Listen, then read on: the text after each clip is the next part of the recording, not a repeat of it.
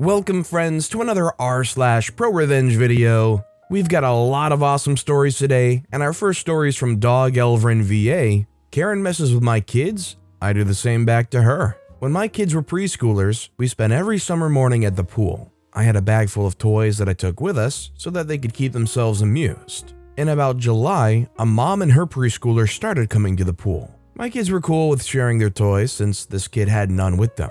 Cool that is until after about 2 weeks. He started demanding my kids' special toys that they were playing with. The entitled mom looks up from her book and starts berating my children for being mean and not sharing. She tells them to give their toys to her son. I reached over and took her book. When she asked me what on earth I was doing and told me to give it back to her, I responded with her own words, "Why was she being so mean? She should share." She lost her mind. I just kept on responding that what is good for adults is good for kids. So if she believes my kids are not entitled to the private use of their own property and are mandated to share with others, then she believes the same goes for her. She couldn't have it both ways. I asked her to choose a way she wanted to live. She packed up in a huff and we never saw her again. If you were the parent in that situation and some other parent did that to your kids, would you tell that Karen off? Let me know in the comments down below. Our next story is from Big Sexy Red Gal. I got demoted for not allowing managers' kids to do what they want, so I got them all fired. This happened almost 18 years ago. For a little backstory, I was pregnant and my husband had been locked up for a probation violation that had been a mistake on his PO's part, but caused him to serve a 3-month sentence 2 hours away. My pregnancy was high risk. I had a 6-year-old at home and I didn't have a car. We, my son and I, were broke and on our own. I had to find work quick so that I wouldn't lose our home while my husband was away. I walked around town with my son in tow, filling out job applications. One day he was hungry, so we stopped in a place that's famous for their meats and curly fries. I used the last of my change to buy him some curly fries and got him a cup of water. I asked for an application and to speak with a manager. It was their lunch rush, so I patiently waited. When the rush was over, I saw the general manager ask another employee what was up with me since I'd been there so long. She walked over and brought my son a toy and took me to the side for an interview. She hired me on the spot and had even said that my son could sit in a booth when I worked if childcare was difficult. I thought this was just great. I found a job with a caring general manager that was willing to help me out. I worked through the rest of my pregnancy and up to the day before I gave birth to my daughter. My husband was home at the point and things were looking up.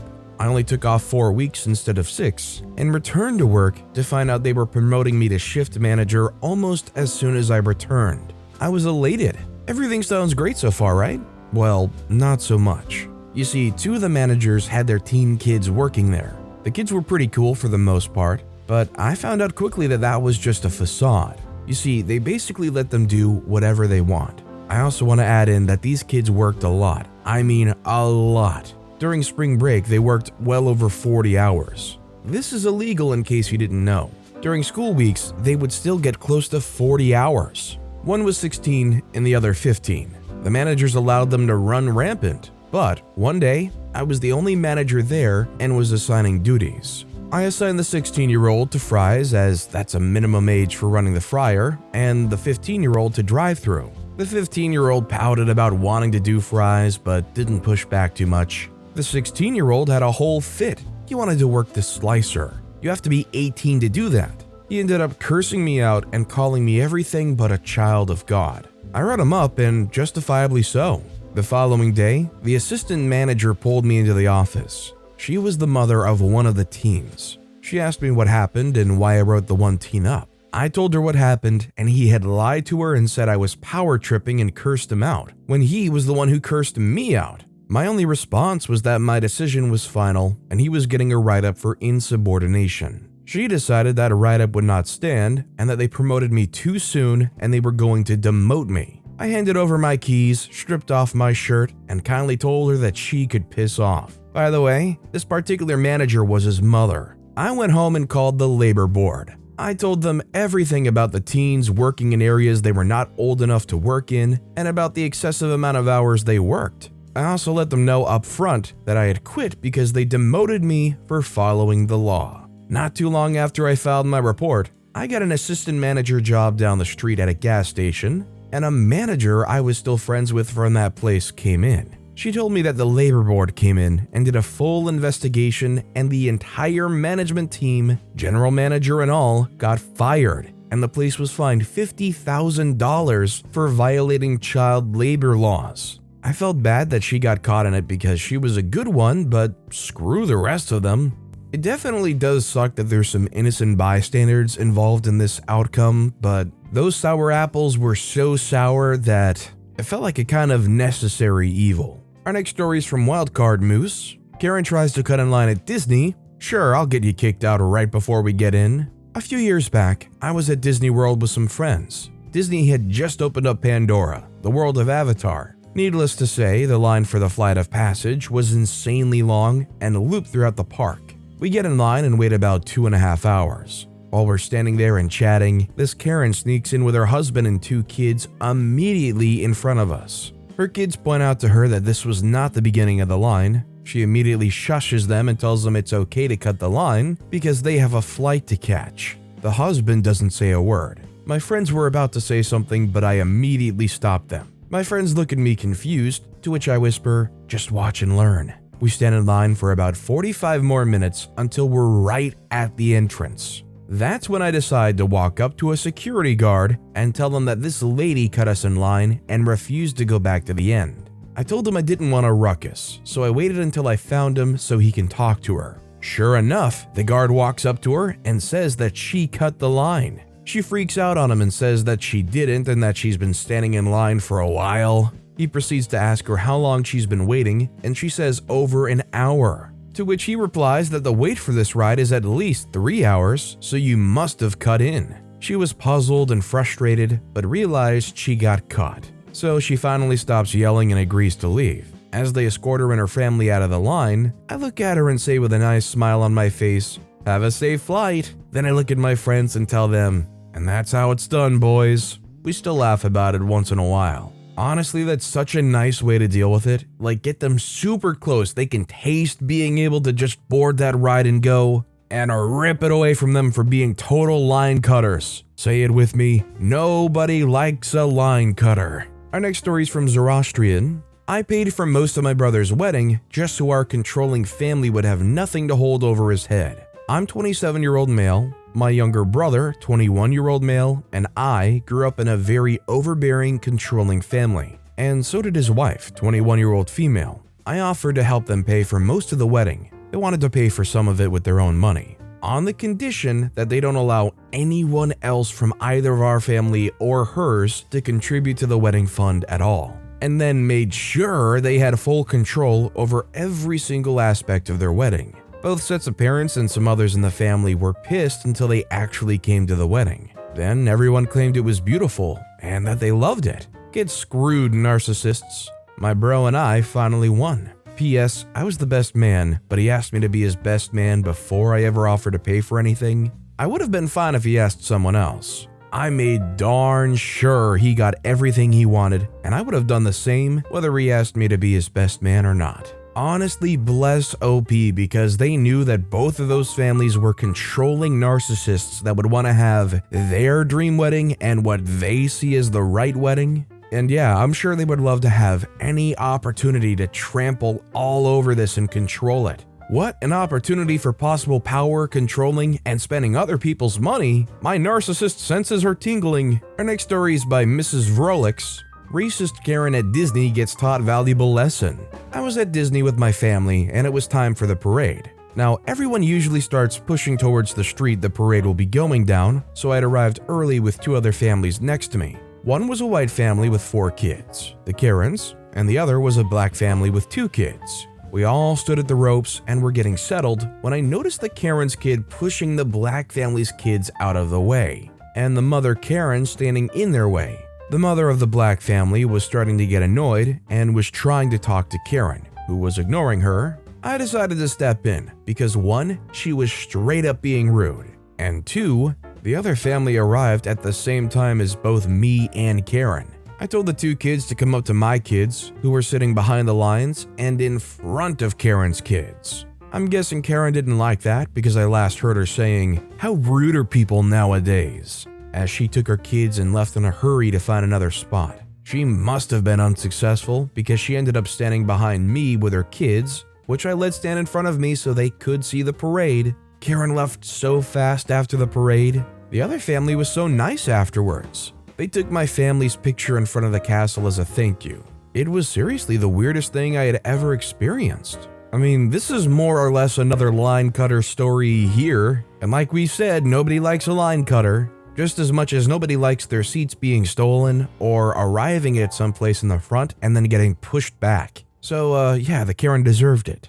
Our next story is from M. Kuhn. I microwaved leftover fish. Years ago, I was told that I can no longer have my lunch at my desk. Why? Because we have perfectly fine break rooms for this purpose. No other reason was given. Perhaps they didn't like the idea of a mess. It was vacuumed nightly or something. Whatever it was, it felt like a power trip. That night, my wife made salmon. I saved a little piece and put it in a container in the fridge and asked my wife to leave it for me for lunch. You're taking leftover fish to work? Yep. The next day, I gleefully went into the break room, passing the person who said I must use it for my lunches, and proceeded to microwave my leftover fish. Ever microwave fish? First, it never seems to taste right, but second and most importantly, it stinks. I sat in there enjoying my leftover fish and watched two people peek in to see who was sitting in there. The following week, we had an all-staff memo that it was okay to eat at your desk, but to please keep it tidy.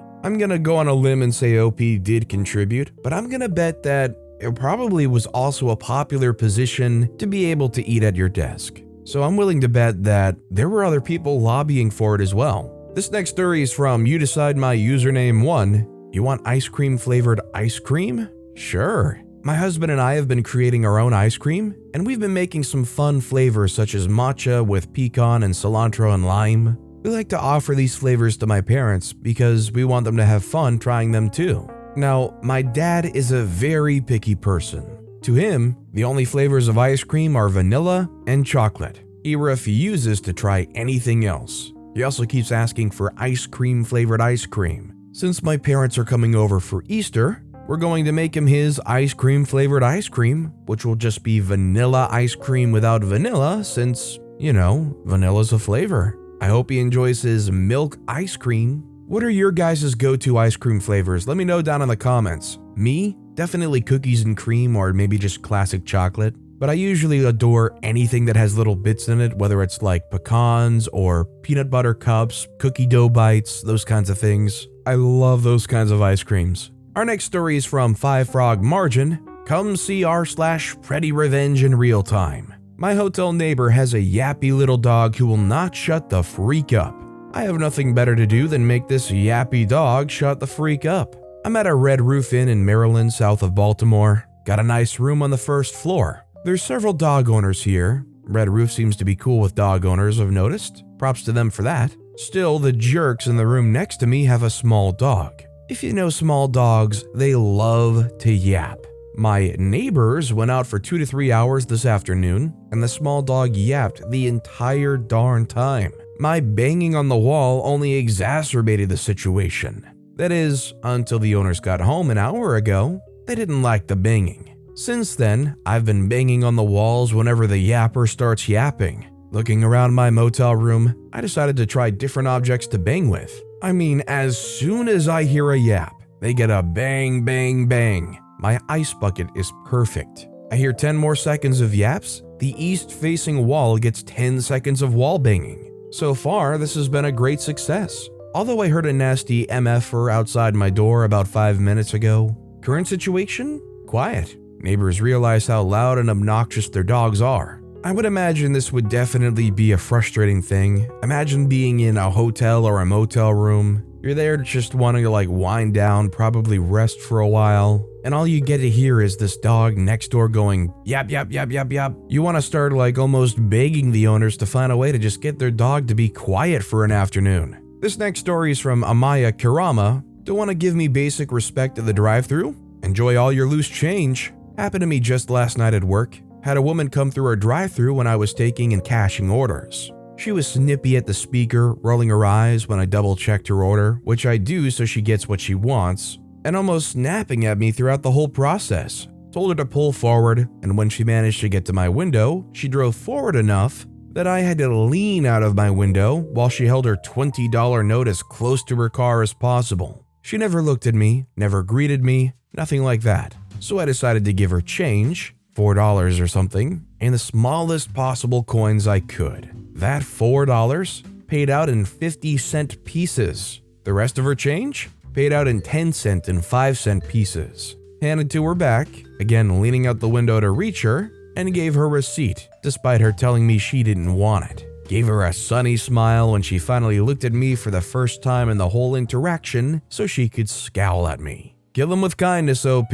When people just want to be a grump and a jerk, but they can't do anything else but be a grump and a jerk, just put on that big beaming smile and know that deep down inside you're making them miserable. Our next story is from KCow666. Teachers were jerks, and I decided to be petty in return. So I went to a very small, conservative religious school for many years. During my last 2 years of going there, I came out as a trans guy. Since I'd been at that school for so long, all the teachers knew me and quickly heard I came out. There were a couple supportive, nice teachers that I appreciated, but there was a bit of transphobic teachers. The kind of transphobic stuff that happened was, for example, one teacher when I was in his class would go on these long rants saying trans people don't exist, they're just confused, stuff like that. And he had never brought up the subject before I came out either. And another teacher in the cafeteria, when there was a bunch of students in there, heard someone else use the right pronouns for me when we were next to her and yelled as loud as she could that I was a girl.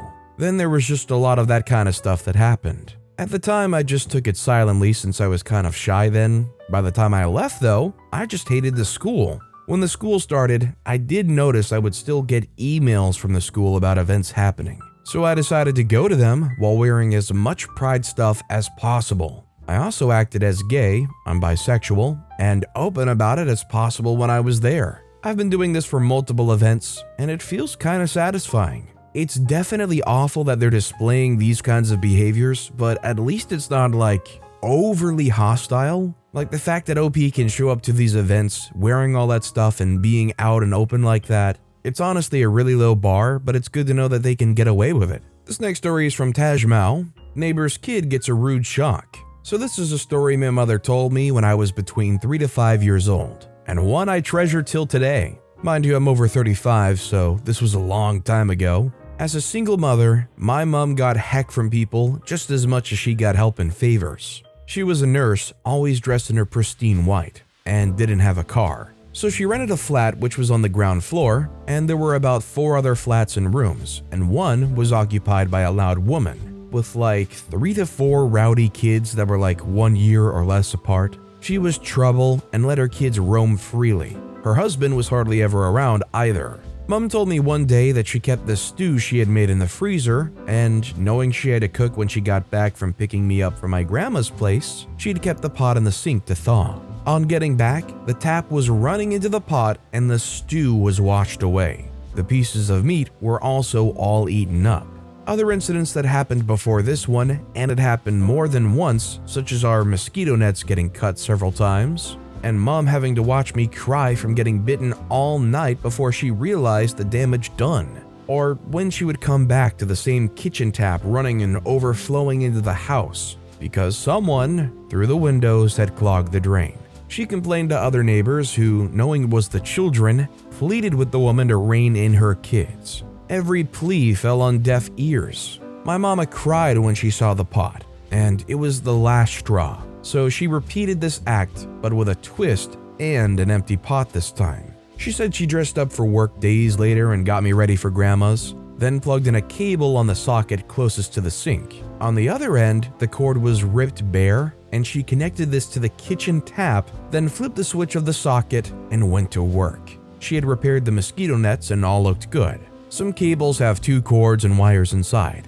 Mom got the idea to connect just one of the cords to the tap, so the full current wouldn't pass through. She had no idea where this thought came from, but it worked. She used electrician's tape, the black ones, to cover the other cord. When she returned, she didn't go get me. She expected drama and was ready because she knew who the culprits were. True enough, once she got home, and after turning off the socket switch, the net was ripped again, but the tap wasn't running. She said the police came in a few minutes later with the woman in tow. She'd been crying. They narrated why they were there and then showed them the kitchen. She said she had started explaining what happened when the policeman stopped her and the following paraphrased conversation ensued. The policeman said, "Woman, you said your son was shocked." The woman said, "Yes, this wicked woman set it up to kill my son." The policeman glances at the window and back. "From inside the house or outside?" The woman starts to fidget and says, "Outside, sir." The policeman said, "So your son stood outside, cut the net I see here, and put his hand inside the window?" Turns to Mom, "Or was your net already cut?" My mom says, "As you can see, the net is new, so no, it wasn't cut." The policeman says, "Woman, so your son cut her net, put his hand inside the house to turn on the tap?" The woman was quiet, and the policeman then says, "And you happily came to report this?" They bundled themselves to the police station, and Mom gets to narrate her ordeal. The woman gets put behind the counter, here that means getting detained, and the officers blast her. They turn to Mom to warn her, saying as a nurse she should not be endangering lives like that. Mom, sweet and pleasant, explained that she knows, but for the torture she had to do something drastic. They ask if she wants to make it official, and she writes a report. Yes, if it had gone further, Mom would have borne some of the blame. But since the boy in question just got a jolt and was fine, the officers chose to face the woman, who apparently was already well known to them too because of her children. The woman spends a few nights there, and her family members get sent to my mom by the police to beg. They just wanted to teach her a lesson and scare her a bit before she was released. Mom doesn't know what happened to her because she said we moved out soon after. The landlord became nasty to Mom, but the woman and her children gave her the wide berth and hid from her till she left. That's my mom. Honestly, in a living situation like this, where you're really not going to get any help in dealing with these kids on your own, or probably from the police without a serious reason to properly be there, I don't blame the mom one bit for what they did. Was it dangerous and possibly stupid? Yeah, sure, but what else can you really do? Nobody's going to stop these kids otherwise. Our next story is by Jacksalier. Ice cream shop owner got his just desserts. So some time ago, when food delivery companies like Grubhub first started to make their appearance in my area, I decided to give one a shot and order ice cream from a local chain. This chain is well known for adding mix-ins to the ice cream right in front of you for moderate prices. I ordered 2 bowls of ice cream, one for me and one for my partner, and 2 chocolate-dipped waffle bowls as well. After an hour and a half, the icy treats finally made their way to my door. I opened our sealed bag to find 2 to-go containers of ice cream and no waffle bowls. No big deal, as long as the ice cream was good, I could care less about the waffle bowls. Well, that would be a nope. My partner's ice cream tasted fine, but mine tasted like it was freezer burnt. You know that I accidentally left a container open in the back of the freezer taste? So I threw out the container and found the number to call the delivery company. After I contacted the delivery company, and they said I had to call the ice cream place first, mind you, it was not done that way now, but at the time that was the way. When I called the shop, the owner came on and said that I was wrong and that he would not authorize my refund unless I brought him the ice cream. Knowing that I spent about $40, I was not going to just go without a refund. So I got my partner, got my ice cream out of the trash, and drove to the shop. Since it was a summer evening in the major city, the shop was really busy. I waited in line, presented the ice cream to the counter clerk, and asked for my refund. The owner came out all full of himself and proceeded to make fun of me and let everyone know his product was superior. He took out the container of my ice cream and dumped it in a metal pan. He kept making fun of me to the point where I was crying because I was so angry. I kept my mouth shut until I got my money back. In front of everyone, he picked up a spoon and started to eat my ice cream. My partner tried to stop him, but I didn't let them. You see, the ice cream was dumped into a trash can that was just outside my back door without the lid on, keeping the ice cream safe, because I wasn't planning on messing with it any further. It was in a trash can that had maggots in it, and also the cat crap from when my partner changed our cat's litter box. When I retrieved the ice cream, I scooped up as much as I could back into its container and just put it in the bag, not thinking some idiot was going to actually eat it. The crowd started to shift, and they were making fun of the shop owner because of the way he was treating me. He gave me my money back, and I vowed to never go to his shop again. Cut to 2 weeks later, I was at work talking to a coworker about my bad experience at the ice cream shop. She said, "Wait, did the owner look like this and have this name?" I confirmed it was the same guy. She then called her sister on FaceTime.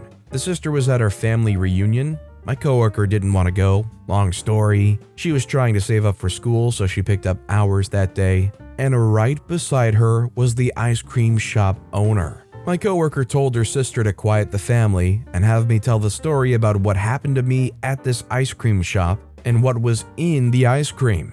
After I was done, it was quiet for a while until the sister stood up, broke up with the shop owner, and told him to get out. She just kept saying that I'm not going to date anyone that ate cat poop.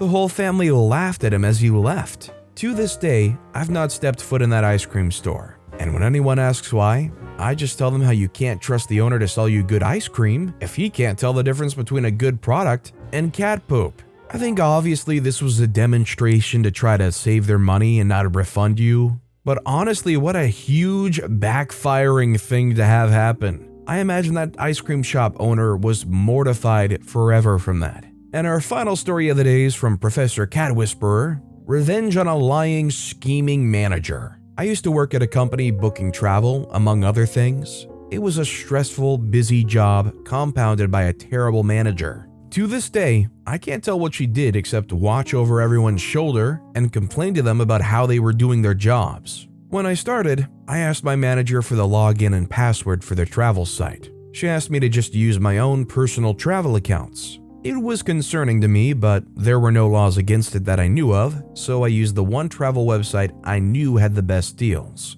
My new job was at a small company, and I was trying to help them in whatever way I could. I had suggested before this happened that they create a business account at this website, as they gave discount points for all travel booked, to be used for future travel. She declined because she didn't want to pay the, at the time, roughly $100 annual fee. Over the 2 years that I was there, I discovered that my manager used whatever she could in the company to her own personal advantage. Whenever there were events and places she wanted to visit, she'd have me book her travel so that she could manage the event. Then when she was there, she'd assign someone else to keep an eye on things so that she could go shopping, visit friends or family in the area, etc. When she traveled, she'd have me book everyone in a basic room and have me book her a suite at 3 to 4 times the price of a regular room. She would hold weekly department meetings at lunchtime at expensive restaurants, make us pay for our lunches by having us give her cash, then expense the lunch.